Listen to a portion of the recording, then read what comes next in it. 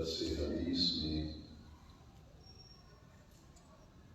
نبی کریم صلی اللہ علیہ وسلم ایک حدیث مبارکہ پڑھنے کا شرف حاصل کیا گیا۔ اس مبارکہ میں حضور نبی کریم علیہ السلام نے فرمایا ان اللہ یرفع کہ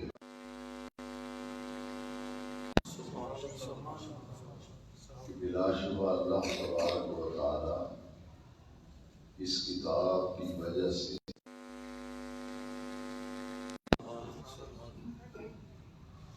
بہت سے لوگوں کو عروج، ترقی اور کمال وَيَدْعُو بِهِ آخِرِينَ، اور بہت سے لوگوں کو اسی وجہ سے قعر مذلت میں گرائے گا، بستیوں میں گرائے گا۔ قرآن مجید ہے، قرآن مجید ایسی باعظمت کتاب ہے جو اس کتاب سے ربط رکھتا ہے، اور اس قرآن مجید کے جو حقوق ہیں مسلمان ان حقوق کو سمجھ کر ان حقوق کو ادا کرتا ہے، اور اس عظیم کتاب قرآن ان تقاضوں کو سمجھ کر جو شخص پورا کرتا ہے، پھر قرآن ذمہ داریاں ہیں، ان ذمہ داریوں کو سمجھ کر کہ قرآن مجید کی نسبت سے اس کے حوالے ذمہ داریاں ہیں، ان ذمہ داریوں کو جب پورا کرتا ہے تو اس قرآن مجید کے حقوق کو پورا کرنے اور اس کے حوالے سے جو ذمہ داریاں ہیں انہیں ادا کرنے پر اللہ تعالیٰ مال اور بلندی اور رفعت عطا فرماتا ہے۔ اور جو لوگ قرآن مجید سے اپنا تعلق قرآن مجید سے ختم کر دیتے ہیں، یا قرآن مجید سے جو کمی آ جاتی ہے، سستی آ جاتی ہے، غفلت آ جاتی ہے، لاپرواہی آ جاتی ہے، وہ قرآن مجید اور قرآن کے جو تقاضے ہیں ان کی طرف اس کی کبھی توجہ ہی نہیں ہوئی، اور قرآن مجید ہماری ذمہ داریوں سے وہ بالکل ناآشنا ہیں، انہیں علم ہی نہیں کہ قرآن مجید کے ہمارے اوپر کیا حقوق ہیں، تقاضے ہیں، اور قرآن مجید ہمیں کون کون سی ذمہ داریاں سونپتا ہے۔ جو اس کتاب سے غافل ہو جاتے ہیں، طرف توجہ نہیں دیتے، تو اللہ تبارک و تعالیٰ نے ذلت میں گراتا ہے، بستیوں میں گراتا ہے۔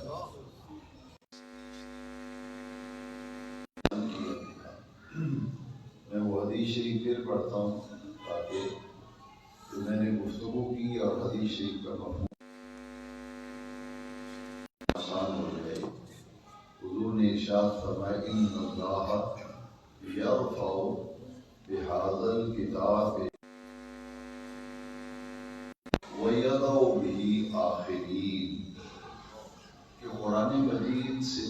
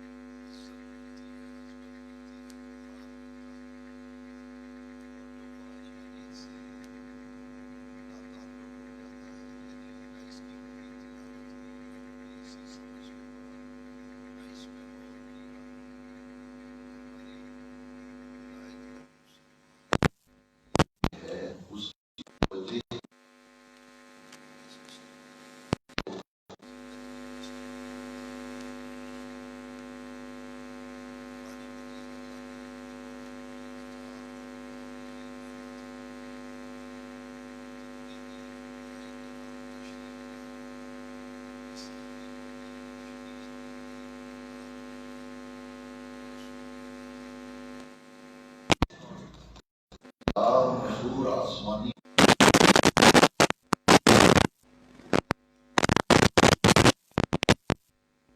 सहीफे अता, सहीफा भी किताब मकाम होता है। जैसा कि कुरान मजीद में हजरत इब्राहीम अलैहिस्सलाम के सहीफों का भी जिक्र है और हजरत मूसा अलैहिस्सलाम के सहीफों का भी कुरान मजीद में जिक्र है। सूफ़ इब्राहीम व मूसा, कुरान में कहा गया कुछ सहीफे हजरत इब्राहीम अलैहिस्सलाम को दिए गए, कुछ सहीफे हजरत मूसा कलीमुल्लाह अलैहिस्सलाम को अता किए, मुख्तलिफ अंबियाए किराम को सहाइफ अता किए।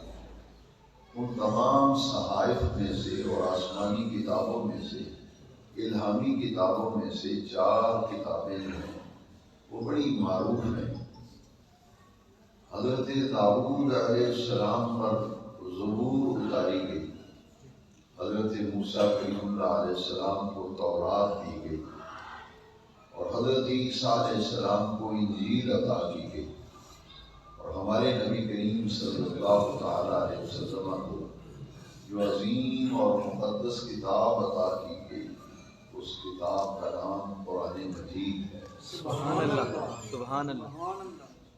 कुरान मजीद अपना तारुफ खुद करा रहा है, यानी इस किताब का नाम क्या है, जो हुजूर को किताब दी गई और आखिरी उम्मत को जो किताब दी गई, उस किताब का नाम खुद कुरान बता रहा है। देखिए कुरान मजीद की आयत करीमा है, बल हुवा कुरानुम मजीदुन फी लौहिम महफूज।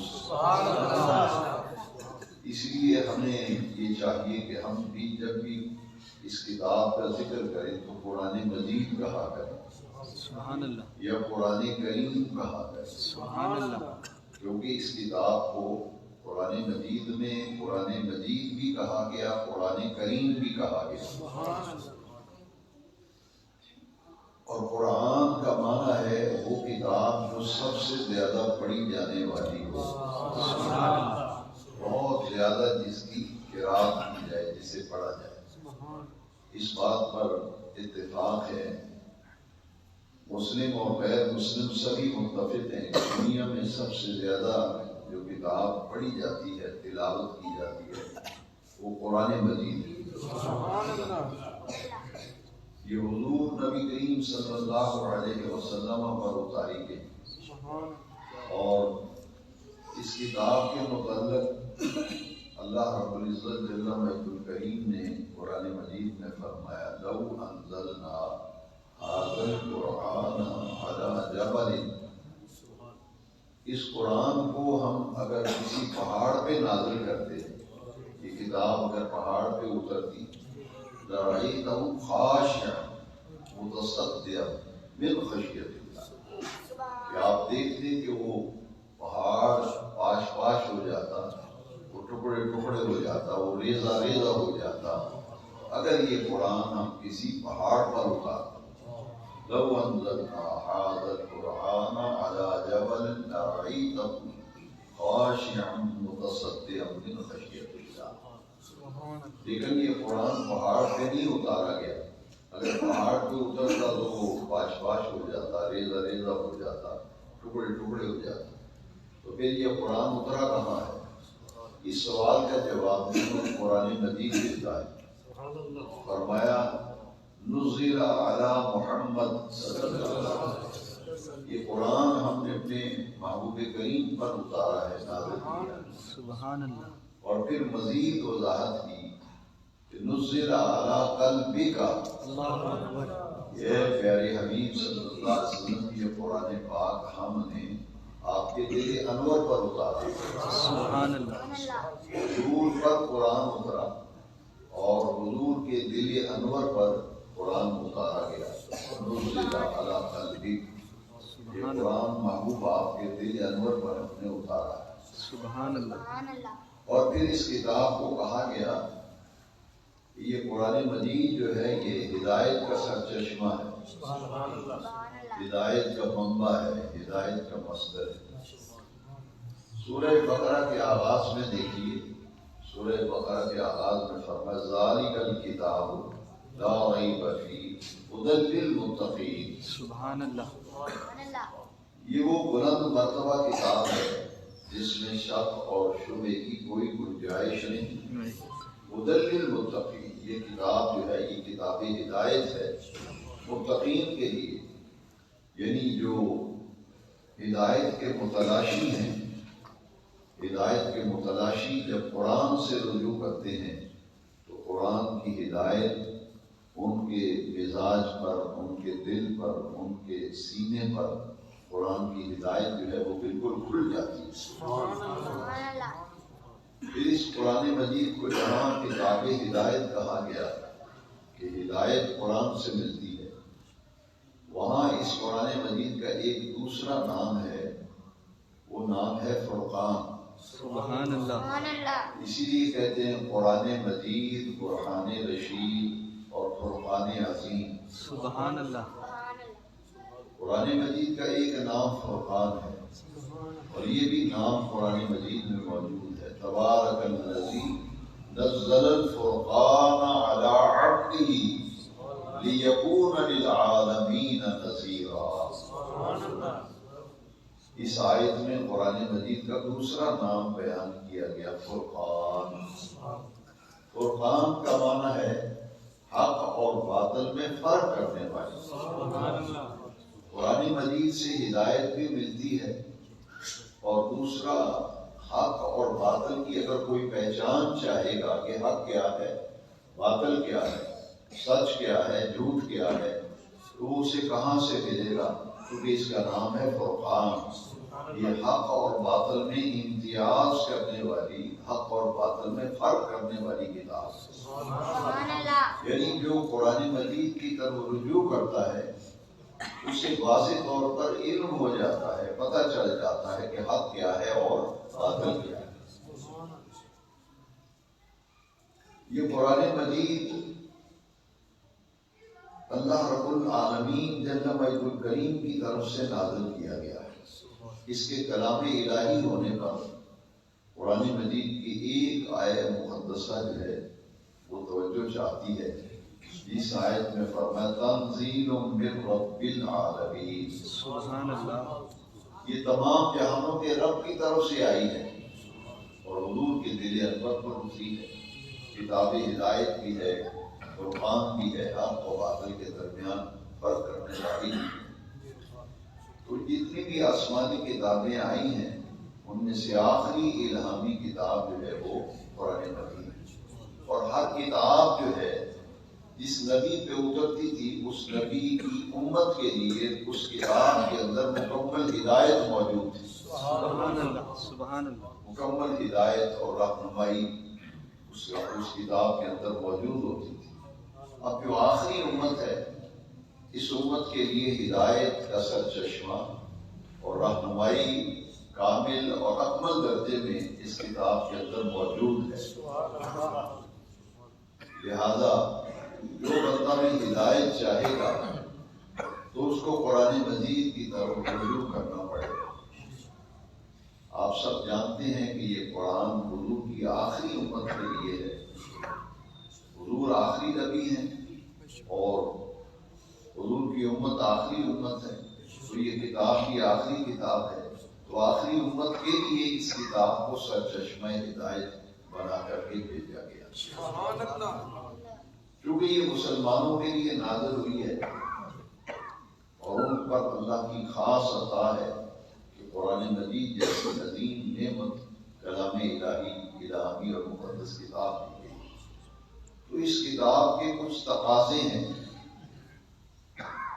یعنی قرآن ہم سے کچھ باتیں چاہتا ہے، کچھ باتوں کا قرآن ہم سے مطالبہ کرتا ہے، قرآن کچھ ہمارے اوپر ذمہ داریاں عائد کرتا ہے۔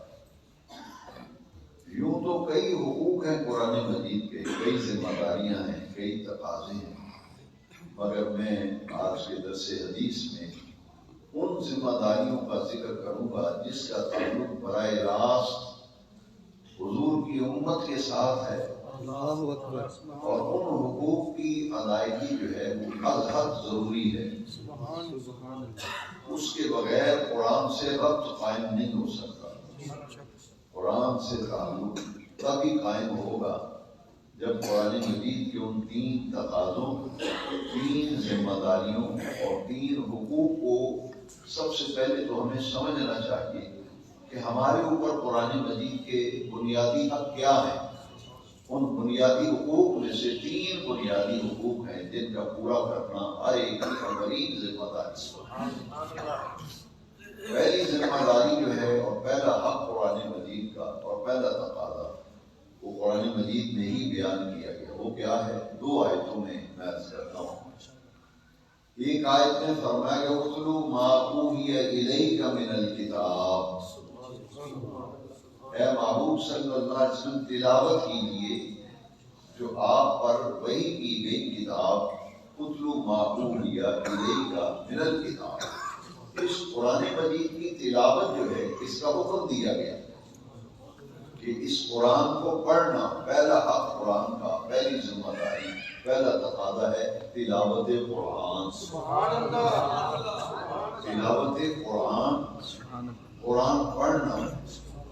دوسری آیت دیکھیے جس میں قرآن مجید کی تلاوت کرنے کا ذکر ہے، وَرَتِّلِ الْقُرْآنَ تَرْتِیلًا،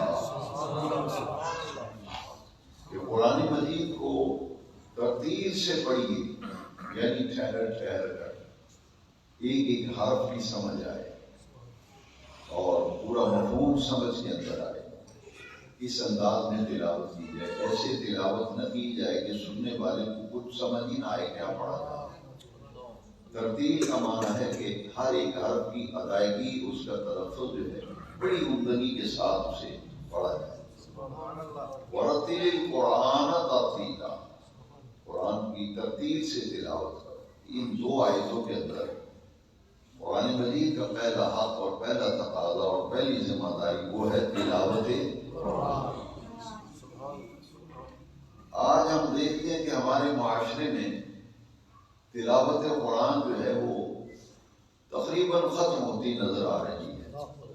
اگر 1000 آدمی سے 2-4 آدمی تلاوت کرتے ہیں تو وہ تو پھر کسی گنتی و شمار میں نہیں آئیں گے، کیونکہ مسلمانوں کی تعداد کتنی ہے اور پھر اس میں تلاوت کرنے والے کتنے ہیں۔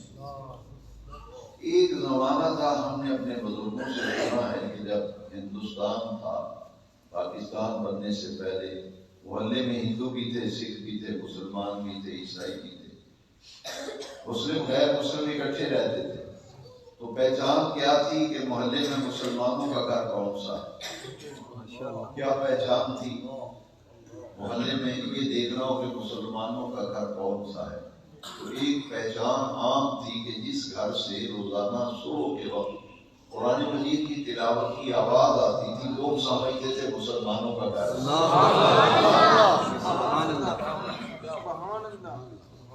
اب تو ہمارے گھروں سے بھی تلاوت قرآن ختم ہو گئی، اب اس کی جگہ موبائل نے لے لی آگے۔ ہر شخص موبائل میں گم ہے اور صبح اٹھتے ہی وہ سب سے پہلا کام ہی یہ کرتا ہے کہ موبائل سب سے پہلے آن کرتا ہے، اسے دیکھتا ہے۔ پھر اسے 2 کام مسلمانوں میں ختم ہوتے چلے جا رہے ہیں۔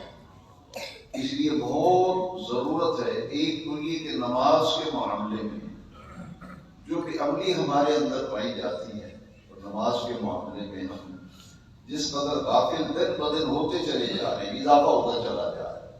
مساجد میں نمازیوں کی تعداد کم ہو رہی ہے، اور گھروں میں جو نماز کا ماحول تھا وہ تو بڑا خوش قسمت گھر ہے۔ میں بلکہ یہ کہوں گا کہ اس گھر پہ اللہ کی خاص رحمت ہے، جس گھر میں رہنے والے بیٹیاں، بیٹی، مائیں، بہنیں نماز پڑھتی ہیں، افراد خانہ اولاد نماز پڑھتی ہے، وہ بڑا خوش قسمت گھرانہ ہے، بڑا خوش نصیب گھرانہ ہے، بڑا مقدر والا گھرانہ ہے۔ اس گھرانے پر اللہ کا خاص کرم ہے جس گھر میں نماز بھی ہو اور جس گھر میں قرآن مجید کی تلاوت بھی۔ سبحان اللہ، سبحان اللہ۔ میں نے کل جمعے میں بھی اسی موضوع پر کچھ گفتگو کی تھی کہ 2 ذمہ داریاں ہم اپنے اوپر لے لیں، ایک نمازوں کی حفاظت اور نمازوں کی پابندی، دوسرا قرآن مجید سے تعلق مع القرآن، تعلق بالقرآن۔ سبحان اللہ کیونکہ یہ ہدایت کا سرچشمہ ہے. اور اسی کتاب کے متعلق جو حدیث میں نے آج درس کے لیے پڑھی ہے، اسی کتاب کی وجہ سے اللہ عروج دیتا ہے، ترقی دیتا ہے، کمال دیتا ہے. اور اس قرآن سے تعلق ختم کرنے کی وجہ سے بندہ ذلیل و رسوا ہوتا ہے. ایک شاعر نے بھی یہ مفہوم بیان کیا ہے اپنے کلام میں، وہ زمانے میں معزز تھے مسلمان ہو کر، ہم خار ہوئے تارک قرآن ہو کر. اللہ اکبر. غافر اقبال نے فارسی کے ایک شعر میں اسی حدیث کا ترجمہ کیا. یہ جو حدیث آج میں نے درس حدیث کے لیے پڑھی ہے، اقبال نے اس کا مفہوم بیان کیا. اقبال کہتے ہیں، فارسی کا شعر ہے، خار از مہجوری قرآن شدی، شکوہ سمجھے گردش دوران شدی. خار کہتے ہیں ذلیل ہونا، مہجور کہتے ہیں چھوڑنا. خار از مہجوری قرآن شدی، کہ ہم کیوں ذلیل ہو رہے ہیں، خوار ہو رہے ہیں، یہ قرآن مجید کو چھوڑنے کی وجہ سے ہو رہے ہیں. اور کہتے کیا ہیں، خار از مہجوری قرآن شدی، شکوہ سمجھے گردش دوران شدی. ذلیل قرآن چھوڑنے کی وجہ سے ہو رہے ہیں. کہتے ہیں ہمارے دن برے آ گئے ہیں، ہمارے دن. اقبال کہتے ہیں دن برے نہیں آئے، یہ تو قرآن کے چھوڑنے کی تمہیں سزا مل رہی ہے. وہ زمانے میں معزز سے مسلمان ہو کر ہم خار ہوئے تارک، خار از مہجوری قرآن شدی، شکوہ سمجھے گردش دوران. یہ تو اقبال نے ماحول بیان کیا، لیکن اس سے نکلنے کا ایک راستہ بھی بتایا. اس ذلت سے کیسے بچیں گے، رسوائی سے کیسے بچیں گے، خار ہونے سے کیسے بچیں گے. اقبال کہتا ہے، گر تمہیں خواہی مسلمان زیستن، یہ بھی فارسی کا شعر ہے. گر تمہیں خواہی مسلمان زیستن، نیست ممکن جز بقرآن زیستن. یہی آج کے درس کا موضوع ہے اقبال کے شعر میں جو بیان ہے. اقبال کہتے ہیں کہ اگر تم مسلمان بن کے زندگی گزارنا چاہتے ہو اور مسلمان والی زندگی گزارنا چاہتے ہو، مسلمان بن کر زندگی گزارنا چاہتے ہو، نیست ممکن جز قرآن زیستن، قرآن کو چھوڑ کر تو مسلمان والی زندگی تمہیں مل ہی نہیں سکتی. مسلمان بن کر اگر زندگی گزارنی ہے تو قرآن سے تعلق قائم کرنا ہوگا. قرآن کے بغیر مسلمان والی زندگی ملتی نہیں، کیونکہ یہ کتاب ہدایت ہے، اسے پڑھیں گے تو ملے. تو سب سے پہلا قرآن مجید کی ذمہ داری ہمارے اوپر اور تقاضا اور حق کیا ہے؟ تلاوت قرآن. پہلے زمانے میں مسجدوں میں بھی لوگ فجر کے بعد بیٹھ جاتے تھے، قرآن شریف الماری میں سے لیتے تھے، تلاوت کرتے تھے. وہ بھی اب تو بہت کم نظر آتا ہے. کوئی ایک آدھ نمازی ہوگا، تو بوڑھے آدمی ہوں گے، وہ بیچارے قرآن شریف نکال کے تلاوت کرتے. وہ جو ایک ماحول ہوتا تھا مسجدوں میں کہ فجر کے بعد وہ ختم ہو گیا. اس کی جگہ موبائل نے لے لی یا اخبار نے لے لی.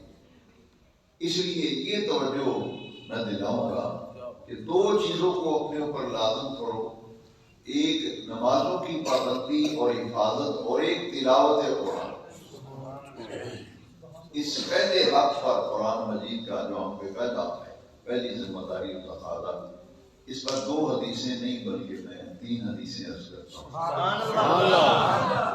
نبی کریم علیہ السلام نے فرمایا، جو شخص قرآن مجید کی تلاوت نہیں کرتا، قرآن نہیں کھولتا، قرآن پڑھتا نہیں، تلاوت نہیں کرتا، تو اس کا سینہ جو ہے وہ اجڑے ہوئے گھر کی طرح ہے، وہ ویرانے کی طرح ہے اس کا سینہ. اور دوسری حدیث سنیے، جس گھر میں قرآن مجید کی تلاوت نہیں، جس گھر میں قرآن مجید کی تلاوت نہیں، وہ ویران گھرانے کی طرح ہے، اجاڑ کی طرح ہے، اجڑے ہوئے گھر کی طرح. تو قرآن مجید جو ہے یہ اس کی تلاوت گھر کی بہار ہے. قرآن مجید کی تلاوت گھر میں رونق لانے کا ذریعہ اور سبب ہے، خیر و برکت لانے کا ذریعہ ہے. اس لیے ان دونوں حدیثوں کے اندر ترغیب دی گئی کہ خود قرآن مجید کی تلاوت کرو اور اپنے گھروں میں بھی تلاوت کا ماحول بناؤ. دونوں گھروں میں تلاوت کرو. آج تلاوت قرآن سننے کا معاملہ بھی بڑا عجیب ہے، وہ بھی لوگ توجہ نہیں دیتے. تلاوت ہوتی ہے نہیں، اٹھ کے چلے جاتے ہیں، سنتے بھی نہیں. ایسا ماحول بن گیا. میں نے وہ حدیث شریف پڑھی تو بڑا لطف آیا کہ حضور گزر رہے تھے گلی میں سے، تو حضرت ابو موسیٰ اشعری رضی اللہ عنہ جو صحابی رسول ہے ان کا گھر آ گیا، تو وہ اپنے گھر میں قرآن مجید کی تلاوت کر رہے تھے، اور تلاوت کی آواز گھر سے باہر آ رہی تھی، تو ان کے گھر کے سامنے حضور کھڑے ہو گئے، اور وہ جب تک تلاوت ہوتی رہی حضور دیوار کے ساتھ ٹیک لگا کر تلاوت سنتے رہے۔ اب اگر میں یہ کہوں کہ لوگ کہتے ہیں جی میں خود قرآن کا حافظ ہوں، میں تو خود حافظ ہوں، مجھے کیا ضرورت ہے سننے کے لیے؟ لیکن آپ اندازہ فرمائیں وہ ہستی پاک جن کے دل انور پر قرآن نزل علی قلبک، جن کے دل انور پر قرآن اترا ہے، تو قرآن سے ان کی محبت کا یہ عالم کہ ان کا غلام تلاوت کر رہا ہے، اور غلام کی تلاوت آقا گلی میں کھڑے ہو کے سن رہے ہیں، تاکہ تمہارے اندر تلاوت قرآن کا ایک جذبہ بھی پیدا ہو جائے اور قرآن سننے کا بھی جذبہ پیدا ہو۔ وہ حضرت ابو موسیٰ اشعری نے جب ان کی تلاوت مکمل ہو گئی تو پھر حضور تشریف لائے۔ بعد میں جب ملاقات ہوئی تو حضور نے فرمایا اے ابو موسیٰ اشعری تم تلاوت کر رہے تھے، میں نے تمہاری تلاوت سنی ہے، اور حضور نے فرمایا تجھے تو حضرت داؤد علیہ السلام کا لہن عطا کیا گیا، لہن داؤدی۔ حضرت داؤد علیہ السلام جب تورات کی تلاوت کرتے تھے پرندے رک جاتے تھے، اور وہ ان کو جو اس نے سوق دیا گیا تھا، بلکہ حدیث کے لفظ ہیں کہ تمہیں داؤد علیہ السلام کے مزامیر میں سے کچھ مزامیر دیے گئے تھے۔ حضور خوش ہوئے، یعنی قرآن مجید کی تلاوت کا حق ادا کرو، قرآن مجید کی تلاوت کا حق۔ ایک حق یہ ہے کہ صحت لفظی سے پڑھا جائے، لفظ غلط پڑھیں گے تو معنی بدل جائے گا، لفظ غلط پڑھیں گے تو معنی بدل جائے گا، اس لیے صحت لفظی سے بھی اور خوش آوازی سے بھی، لہن سے ہو سکے تو ترنم سے قرآن مجید کی تلاوت کی۔ تو اہل ایمان جو ہیں وہ تلاوت ایسے کرتے ہیں جیسے تلاوت کرنے کا حق ہے، سبحان اللہ، صحت لفظی کے ساتھ۔ قرآن مجید کسی استاد سے سیکھ لینا چاہیے، اگر وہ غلطیاں ہیں تو اسے صحیح کرنا چاہیے۔ اب تیسری حدیث یہ ہے کہ تلاوت قرآن کا فائدہ کیا ہوگا۔ تلاوت جو بندہ پابندی سے کرتا ہے اس کا فائدہ سنیں۔ حضور نے ارشاد فرمایا جب آدمی قبر میں دفن ہوتا ہے اس پر اگر عذاب مسلط اللہ تعالیٰ فرماتا ہے، عذاب والے فرشتے قبر میں جب عذاب دینے کے لیے آتے ہیں، تو جو بندہ پابندی سے بلا ناغہ روزانہ قرآن مجید کی تلاوت کرتا ہے صبح، تو جب وہ قبر میں عذاب آتا ہے تو تلاوت قرآن سرہانے آ کے کھڑی ہو جاتی ہے۔ سبحان اللہ، سبحان تو عذاب جو ہے پھر وہ دائیں طرف سے آتا ہے میت پہ، تو دائیں طرف جو پکا نمازی ہوتا ہے وہ نماز آ کے کھڑی ہو جائے گی، وہ عذاب کہے گا کہ ادھر قرآن کھڑا ہو گیا، ادھر نماز کھڑی ہو گئی، عذاب کے لیے رستہ نہیں ہوگا۔ پھر حدیث شریف میں پھر عذاب بائیں طرف سے آئے گا، بائیں طرف سے جب عذاب آئے گا تو وہاں روزہ جو آدمی رمضان شریف کے روزے پابندی سے رکھتا ہے تو روزہ بائیں طرف آ کے کھڑا ہو جائے گا، تینوں طرف سے تو عذاب کو راستہ نہیں ملا، پھر کس طرف آئے گا؟ حدیث شریف میں پاؤں کی طرف سے۔ جس بندے نے نفلی نیکیاں کی ہوں گی، کئی لوگ نفلوں سے آج کل منع کرتے ہیں، نفل پڑھنے لوگ چھوڑ دیں، بس فرضی پڑھتے ہیں نکل جاتے ہیں، تو جس نے نفلی عبادت کی ہوگی یا مالی عبادت یعنی صدقہ و خیرات زکات کی دیتا رہا، غریب فقیروں کی مدد کرتا رہا، اللہ کے راستے میں خرچ کرتا رہا، ضرورت مندوں کی ضرورتوں کو پورا کرتا رہا، اس کی نفلی عبادت اور صدقات و خیرات اس کے پاؤں کی طرف آگے کھڑے ہو جائیں گے۔ جب کہیں سے بھی راستہ نہیں ملے گا تو عذاب واپس چلا جائے گا، عذاب دور ہو جائے گا۔ اور امام یافعی کی بات اگر ساتھ ملا لیں تو یہ پہلا حق جو ہے یہ مکمل ہو جائے گا، مگر دوسرا عرض کر رہا ہوں۔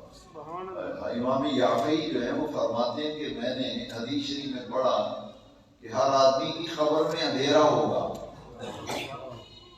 فرماتے ہیں میں سوچنے لگا کہ کون سا ایسا عمل ہے جس کے کرنے سے قبر میں روشنی ہو اور قبر کا اندھیرا دور ہو جائے. میں اعمال کی تلاش میں نکلا کہ مجھے کوئی ایسا عمل مل جائے جس سے میں جب قبر میں جاؤں تو میری قبر میں اندھیرا تو نہ ہو، روشنی ہو، نور ہو، اجالا ہو. فرماتے ہیں میں جب تلاش میں نکلا فوجدت فی تلاوت القرآن. فرماتے ہیں میں نے قبر کے نور کو، قبر کی روشنی کو، قبر کے اجالے کو قرآن مجید کی تلاوت میں پایا. سبحان اللہ. لہذا اگر گھر میں صبح کو نماز بھی کے لیے مصلی بھی بچھے، قرآن بھی پڑھے، اور ہماری مائیں بہنیں بیٹیاں ان کو ترغیب دی جائے کہ بیٹا قرآن شریف کی تلاوت کر لو. اگر زیادہ وقت نہیں ہے تو بزرگوں نے لکھا ہے کہ تلاوت میں ناغہ نہ ہو. اگر ایک رکوع روز کا پڑھ لو، 11 آیتیں پڑھ لو، کچھ نہ کچھ تلاوت کرو تو صحیح ہے. گھر میں قرآن کھلے اور وہاں قرآن مجید کی تلاوت ہو. مساجد میں نماز کے بعد کچھ وقت نکالو قرآن مجید کی تلاوت کے لیے. بلکہ میں نہایت درد دل سے یہ عرض کروں گا کہ اپنے جو روزانہ کے معمولات ہوتے ہیں نا، وہ کام جن کے بغیر ہمارا گزارا نہیں. مثلا کئی لوگ صبح اٹھتے ہی چائے پیتے ہیں، کئی لوگ اٹھتے ہی صبح اخبار پڑھتے ہیں. تو بزرگوں نے لکھا ہے کہ 2 کام اپنے اوپر لازم کر لو، زندگی کا حصہ بنا لو کہ اس وقت تک زندگی کے کام شروع نہیں کرنے. دکان پہ نہیں جانا، دفتر میں نہیں جانا، منڈی میں نہیں جانا، کاروبار میں نہیں جانا جب تک فجر کی نماز نہ پڑھ لیں اور قرآن شریف کی تلاوت نہ کریں. سبحان اللہ. اگر کوئی آدمی یہ کہے کہ میں تو لیٹ اٹھتا ہوں، کوئی آدمی بیمار ہے یا رات کو لیٹ سویا ہے یا عذر ہے، وہ ایسے وقت میں اٹھا ہے کہ سورج نکل آیا ہے، نماز قضا ہو گئی ہے، تو ہمارا دین ہمیں کیا سکھاتا ہے کہ قضا نماز ہو گئی ہے تو پھر اس کو قضا کرو اور پڑھو. اگر وقت گزر گیا ہے، قضا نماز کا مطلب ہی ہے جس کا وقت گزر جائے. اب روزانہ اگر یہ اپنی عادت بنا لیں کہ لیٹ اٹھے ہیں، سورج نکل آیا ہے تو کوئی بات نہیں. اب پہلا کام یہ کرو کہ فوراً جیسے دفتر میں جانا ہے، لوگ تیار ہوتے ہیں، نہاتے دھوتے ہیں، کپڑا وغیرہ تیار ہو کر، اور پھر اس کے بعد ناشتہ کر کے گھر سے نکلتے ہیں. تو ناشتہ بننے تک تیار ہو کر کے پہلا کام یہ کرو کہ نماز پڑھ لو. اور جب قضا پڑھیں گے تو پھر 4 نہیں پھر 2 پڑھیں گے. فجر کی نماز اگر قضا ہو جائے کتنی پڑھیں گے؟ فرضوں کی قضا ہے، سنتوں کی تو قضا نہیں. تو 2 فرض پڑھنے میں کتنا وقت لگتا ہے؟ صرف دل کو سمجھانے والی بات. بہت خوب. بھائی نہا دھو کر تیار ہو کر کپڑے وپڑے پہن کر تیار ہو گئے، ناشتہ آپ کا آ رہا ہے، ناشتہ آنے تک آپ 2 رکعت نماز فجر کی جو قضا ہوگی وہ پڑھ لیں اور تلاوت قرآن کر لیں. کم از کم ایک بات میں آپ سے کہتا ہوں کہ آیت الکرسی جو ہے یہ قرآن مجید کی مستقل جو ہے آیت ہے. بہت خوب. اور مفسرین نے لکھا ہے کہ محتم بشان آیت ہے قرآن. باقی تلاوت کرنے کا تمہیں وقت نہیں تو اتنا وقت تو یاد نکل آتا ہے کہ آیت الکرسی پڑھ تاکہ نام تلاوت کرنے والوں میں لکھا جائے. اللہ اکبر. پھر اپنے بچوں کو آخری 20 صورتیں لازمی یاد کراؤ. یہ ہر ماں باپ کی ذمہ. آخری قرآن مجید کی 20 صورتیں جو ہے کم از کم یہ بچوں کو زبانی یاد کریں، اور پھر اللہ توفیق دے، اس کی مدد ہو تو سورہ یاسین شریف، سورہ مزمل، سورہ ملک، سورہ رحمان، یہ بچوں کو سورہ واقعہ، یہ بچوں کو ضرور زبانی یاد کریں. جب بچے قرآن شریف صورتیں پڑھتے ہیں تو ان کے استاد صاحب کو کہیں کہ آپ مہربانی کریں ہمارے بیٹے کو 20 صورتیں یاد کرا. 20 صورتیں یاد ہو جائیں تو کہیں اسے سورہ چھوٹی صورتوں سے شروع، سورہ مزمل یاد کراؤ، سورہ ملک یاد کراؤ، سورہ یاسین یاد کراؤ، سورہ رحمان یاد، تاکہ گھر سے نکلیں دکان جاتے جاتے راستے میں سورت پڑھ لیں گے اگر دکان یاد ہو. چلو گھر میں نہیں پڑھ سکے تو دکان پہ قرآن مجید چھوٹا سا لا کے رکھ لو، دکان پہ جا کے بیٹھیں، جاتے ہی بیٹھتے ہی پہلا کام یہ کرو 11 آیتیں روز پڑھ لو. ترتیب سے 11 آیتیں روز دکان کھول کے دفتر میں آپ ٹیبل پہ بیٹھ گئے، جا کے منڈی میں گئے، پہلا کام یار یہ کرو کہ 10-11 آیتیں قرآن شریف کی تلاوت کر کے پھر کام شروع کرو. یعنی اپنی معمولات زندگی روٹین میں اسے شامل کر لو، انشاءاللہ العزیز اس قرآن مجید کی وہ برکتیں جو حدیث شریف میں بیان کی گئی، ان اللہ یرفع بہذا الکتاب اقواما، اس قرآن کی وجہ سے لوگ عزت دیتے، اللہ تعالیٰ عزت عطا فرماتا ہے، بلندی عطا فرماتا ہے، رفعت عطا فرماتا ہے۔ لہذا تعلق مال قرآن اور نمازوں کی حفاظت۔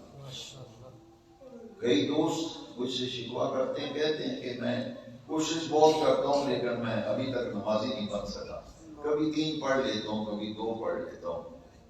تو میں آپ کو ایک آسان نسخہ بتاتا ہوں جو شہادات میں آیا ہے، بزرگوں نے اپنے تجربات لکھے ہیں کتابوں میں۔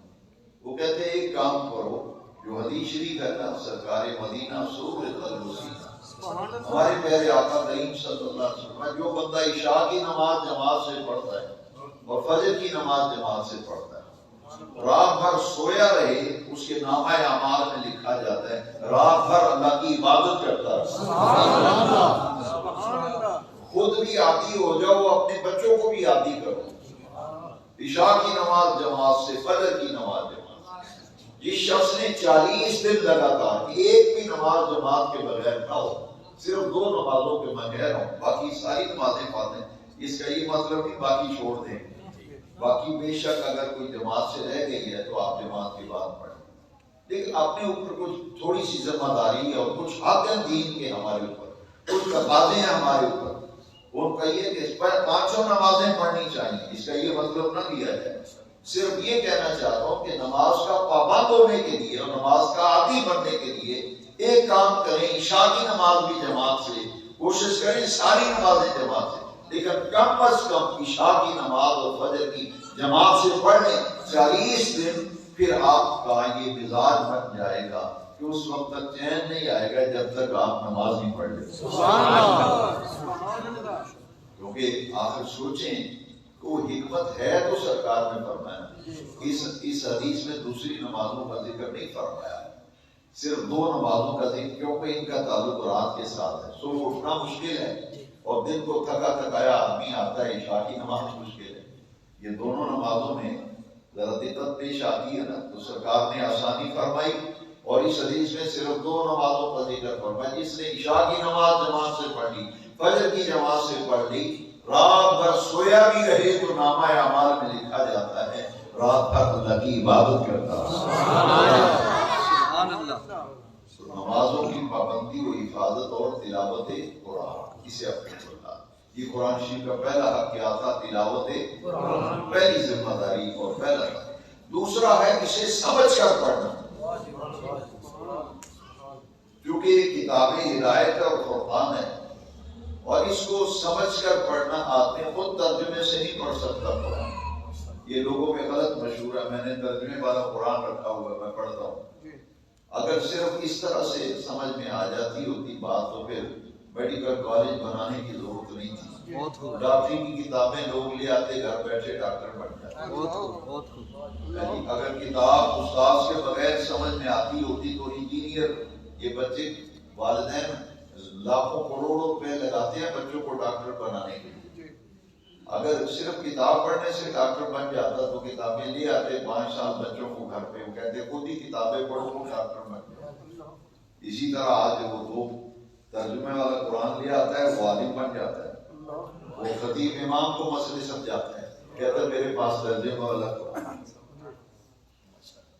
یعنی ہر کتاب کے لیے معلم کی ضرورت ہے، جو نقطہ کہنا ہے وہ کیا ہے، کتاب کے لیے جیسے قرآن کے لیے وَيُعَلِّمُهُمُ الْكِتَابَ وَالْحِكْمَةَ، سبحان اللہ، اللہ کریم فرماتا میرے محبوب تمہیں قرآن مجید کی تعلیم دیتے۔ صحابہ نے کس سے قرآن پڑھا؟ نبی پاک صلی اللہ علیہ وسلم۔ لہذا ہر کتاب کو سمجھنے کے لیے معلم کی ضرورت ہے، استاد کی ضرورت ہے، اس کے بغیر کتاب سمجھ میں نہیں آتی۔ دیکھیے میں ایک جگہ بیان کرنے کے لیے گیا تو ایک اسٹوڈنٹ تھا کالج کا، تو وہ سامنے بیٹھے نا، وہ لکھ رہا تھا کچھ، میں نے کبھی کیا لکھ رہے ہو؟ تو مجھے کہتا ہے کہ میں آپ کی تقریر کے نوٹس لے رہا ہوں۔ تقریر کے میں نوٹس لے، کھانے والے نوٹس لیتے ہیں کمیٹی والے، صرف یہ معنی کہ لفظ بدلنے سے تلفظ سے معنی بدل گیا. لکھنے میں ایک ہی طرح. میں نے کہا بیٹا آپ نوٹس نہیں لے رہے, نوٹس نہیں میرا تھانے والے, نوٹس نہیں کمیٹی والے, محکمے والے نوٹس نہیں, آپ لے رہے ہیں نوٹس. کیا کہتے ہیں؟ نوٹس. تلفظ بدل, لکھنے میں ایک ہی ہے, نوٹس بھی اسی طرح لکھا جاتا ہے, نوٹس بھی اسی طرح. اب یہ لکھنے سے تلفظ بدل گیا, بدلنے سے معنی بدل گیا. اگر نوٹس کہا تو اس کا معنی ہے کہ اس کی بات پرس کی جاتی ہے. نوٹس کا معنی ہے کہ جو کچھ میں بیان کر رہا ہوں لکھا ہے, تو لفظ غلط ہونے سے معنی بدل گیا. تلفظ پروننسیشن بدلنے سے میننگز بدل گئے, ٹرانسلیشن بدل گئی. لہٰذا ایک استاد کی ضرورت ہے, ایک معلم کی ضرورت ہے جو قرآن مجید ترجمے والا بے شک لے آئیں, لیکن استاد کے بغیر وہ ترجمہ بھی سمجھ میں نہیں آئے. استاد نے اصول تفسیر پڑھے ہوں گے تو قرآن کا ترجمہ سمجھ میں آئے گا. جس نے اصول تفسیر ہی نہیں پڑھے اردو کی ترجمہ لے کر کے آفاق پڑھے گا. اس لیے دوسرا حق ہے کہ سمجھ کر پڑھنا. ماشاءاللہ. اس کے لیے قرآن مجید کی آیت میں ایک صرف وقت اتنا, افلا یتدبرون القرآن, یہ قرآن مجید کا دوسرا تقاضا, دوسری ذمہ داری اور دوسرا حق یہ ہے قرآن کو سمجھ کر پڑھنا, پڑھنا اور سمجھ کر پڑھنا. یہ اس آیت میں یہ حق بیان کیا گیا, افلا یتدبرون القرآن, تمہیں کیا ہو گیا ہے, تم قرآن میں غور و فکر کیوں نہیں کرتے. اس آیت کا یہ کہا ہے. اس کے لیے مساجد میں درس قرآن ہوتا تھا, اب لوگ بیٹھتے نہیں. اگر کوئی بیچارہ مولوی درس دیتا ہے تو لوگ بیٹھتے نہیں, اٹھ کے چلے جاتے ہیں. پہلے دور پہ ہوتا تھا, ہم نے اپنے بچوں کو دیکھتے رہے, علماء کرام درس دیتے تھے مساجد میں تو نمازی بیٹھتے تھے کہ قرآن مجید کا درس. ابھی میں شکر گڑھ گیا تھا, پرسوں کی بات ہے, 2-3 دن پہلے شکر گڑھ, تو میں نے سمجھا وہ جلسہ ہے, تقریر کر رہی, مجھے وہاں جا کے بڑی خوشی. انہوں نے کہا کہ ہمارے امام صاحب نے عشاء کے بعد وہ انہوں نے قرآن شریف کا درس دیتے تھے. 6 سال میں انہوں نے مکمل قرآن مجید کا درس مکمل کیا. وہ مسجد کے نمازی, مسجد بھری ہوئی تھی, وہ ہر نمازی ان کے لیے کوئی نہ کوئی گفٹ لایا, وہ ان کے اعزاز میں تقریب کی. تو میں نے کہا یہ جو گفٹ دے رہے ہیں یہ درس سنتے بھی تھے یا صرف گفٹ ہی دے رہے ہیں؟ انہوں نے کہا جی نہیں, یہ گفٹ وہی دے رہے ہیں جو روزانہ سنتے بھی تھے. میں نے کہا یہ تو بڑی خوشی کی بات ہے. میں نے کہا بھی یہ آپ کی شکر گڑھ والوں کی یہ جو قدم ہے مجھے بڑی خوشی ہوئی ہے. میں نے کہا اسے ختم نہیں ہونا چاہیے, اسے جاری رہنا چاہیے, اسے جاری رہنا چاہیے, کیونکہ آپ کی مسجد میں عشاء کے بعد لوگ بیٹھتے ہیں تو آپ اس سلسلے کو جاری رکھیں.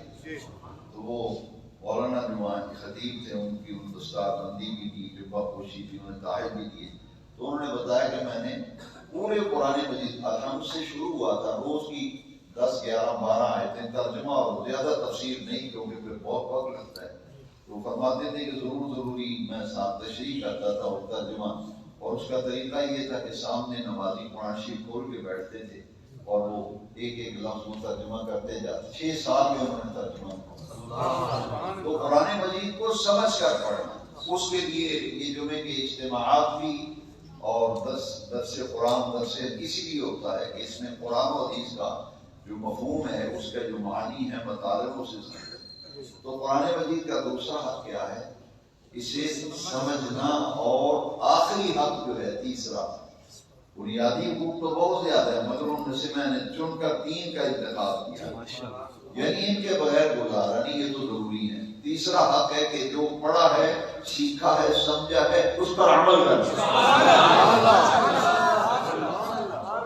جو قرآن مجید کی تعلیم حاصل کی ہے, سیکھا ہے, پڑھا ہے, معنی معلوم ہوا ہے, اس پر عمل کرنا. یہ 3 حق تھے جو آج کے درس حدیث میں بیان کیے گئے. اور جو لوگ یہ کام کرتے ہیں لوگ انہیں حقیر سمجھتے ہیں معاشرے میں, لیکن حضور کی حدیث پر میں درس ختم کرتا ہوں کہ 3 حق میں نے بیان کر دیے. قرآن مسلمانوں پر قرآن مجید کے جو حقوق ہیں بنیادی, ان میں سے آج 3 حق بیان کیے گئے, کیونکہ یہ ازبس ضروری ہیں. ان کے بغیر ہم کسی کام کے نہیں, نہ تلاوت قرآن کے بغیر کسی کام کے ہیں, نہ قرآن سمجھ کر پڑھے بغیر ہم کسی کام کے ہیں, اور عمل کے بغیر تو باقی کوئی نہیں. لہذا عمل از پر ضروری ہے. اس کے لیے دعوت میں نے دی ہے کہ 2 کام کرنے ہیں. میں بھی دعا مانگتا ہوں، آپ بھی دعا مانگیں، اللہ مجھے بھی اور آپ کو توفیق دے کہ ہم اپنی نمازوں کی حفاظت کر سکیں، نمازوں کے پابند بن جائیں، اپنے گھروں میں بھی نماز کا ماحول لائیں اور تلاوت قرآن کا ماحول اپنے گھروں میں لائیں. بدقسمتی سے وہ جہیز میں قرآن آتا ہے، غلاف میں لپٹا ہوا اسی طرح پڑے رہتا ہے، نہ اسے کو کھولتا ہے نہ اسے کو پڑھتا ہے. جی کتنے دکھ کی بات ہے. لہذا تیسرا حق جو ہے وہ ہے اس پر عمل کرنا. اور نبی کریم صلی اللہ تعالی علیہ وسلم نے فرمایا، یہ حضرت عثمان ابن عفان رضی اللہ عنہ حدیث کے راوی، خیرکم من تعلم القرآن وعلمہ، تم میں سے بہترین لوگ وہ ہیں جو قرآن سیکھتے ہیں، قرآن سکھاتے ہیں. صرف اپنے آپ ہی ترجمہ پڑھنے سے قرآن آ جاتا تو سکھانے والا لفظ حدیث میں نہ ہوتا. خیرکم من تعلم القرآن. کئی ایسے لوگ ہیں وہ لوگوں کو کہتے ہیں کہ تم ترجمہ قرآن، ترجمے والا پڑھو، ترجمے والا قرآن پڑھو. بھائی پڑھو ضرور، لیکن کوئی پڑھانے والا بھی تو جو آپ کو سمجھائے بھی. جسے میں نے آپ کو مثال دی ہے، نوٹس اور نوٹس کی مثال دی ہے، تو پھر بھی یہی حال ہوگا جب خود پڑھیں گے یہی حال ہوگا. اللہ تعالیٰ سے توفیق مانگتے ہیں. حضور نے فرمایا بہترین وہ لوگ ہیں جو قرآن سیکھتے ہیں، قرآن سکھاتے ہیں. قرآن سیکھنا سکھانے کا مطلب کیا ہے؟ ایک تو ایک لفظی سے پڑھنا، لفظ غلط نہ پڑھیں، آواز اس میں پورے تلفظ ادائیگی اور اس نے صوت، اس سے قرآن پڑھا جائے اور اسے تعلیم حاصل کی جائے قرآن کہتا کیا ہے، اور جو پھر قرآن کی باتیں سمجھ میں اس پر ہم عمل کریں. اللہ تبارک و تعالیٰ مجھے اور آپ کو توفیق دے. واخر دعوانا اللہم صلی علی سیدنا و مولانا محمد وعلی آل سیدنا مولانا محمد مبارک وسلم. اے رب کریم، قرآن مجید اور ہماری ذمہ داریاں کے عنوان پر جو گفتگو کی گئی اسے قبول فرما اور ہمیں قرآن مجید کی تلاوت کا ذوق اور شوق عطا فرما. قرآن کریم نمازوں کی حفاظت و پابندی کی توفیق دے. اپنے فضل و کرم سے قرآن مجید کی محبت عطا فرما. اس کی تلاوت کرنے، اس کو سمجھ کر پڑھنے اور اس پر عمل کرنے کی ہمیں توفیق عطا فرما. جن حضرات نے اس بات سے قرآن و حدیث کا اہتمام کیا، میرے ان تمام بھائیوں کو اللہ تعالیٰ جزائے خیر عطا فرمائے. اور جو حضرات محبت سے درس میں حاضری دیتے ہیں، اللہ سب کی حاضری قبول فرمائے. سب کو درس قرآن، درس حدیث کی برکتوں سے فیض یاب فرمائے. اس جامع مسجد گلزار حبیب کو قیامت تک آباد فرمائے. اس کے نمازیوں میں برکت فرمائے. ربنا تقبل دعا وصلی اللہ تعالی علی حبیبہ سیدنا محمد وعلی آلہ وصحبہ. کوئی بھی دوست نماز کے بغیر نہ جائے، وقت ہو گیا ہے.